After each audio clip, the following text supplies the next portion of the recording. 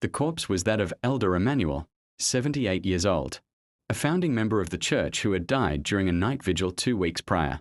Church leaders had planned a state-like burial, an open casket display, testimonies from around the world. But hours before the wake, the church administrator noticed something. The body had vanished, and so had the camera footage from the previous 48 hours.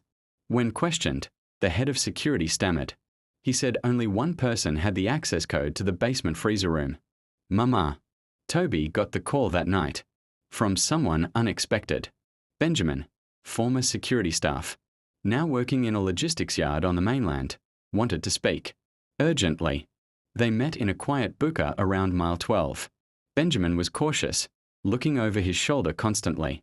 Then he spoke. I saw something 2 years ago. I wasn't supposed to. I never slept that night. I still haven't forgotten. According to Benjamin, during one of the late-night prayer vigils, he had been patrolling the grounds when he heard chants, different from the usual worship songs, low-toned, repetitive, almost coded. Curious, he crept toward the back entrance of the sanctuary. There, inside the altar area, usually sealed off, he saw 6 people in robes gathered in a circle. In the middle, a coffin. Not for the dead, but for the living. I saw them bring someone out, Benjamin whispered.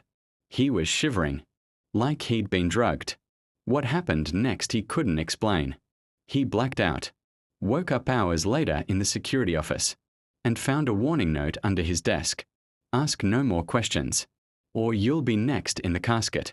Benjamin quit the following week, but he had photos.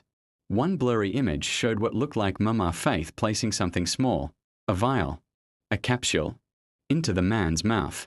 He didn't know if it was a ritual, a healing, or something worse. Toby wasn't even sure what to believe anymore.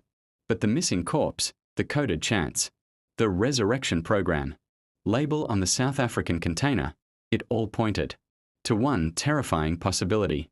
Was Mama Faith running spiritual experiments behind the pulpit? And if so, who were her test subjects? That Sunday, she did something unusual. She live-streamed a message titled, The Instructions of God, When Men Cannot Understand.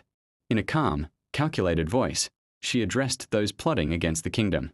The foolishness of God is wiser than men, she said, smiling.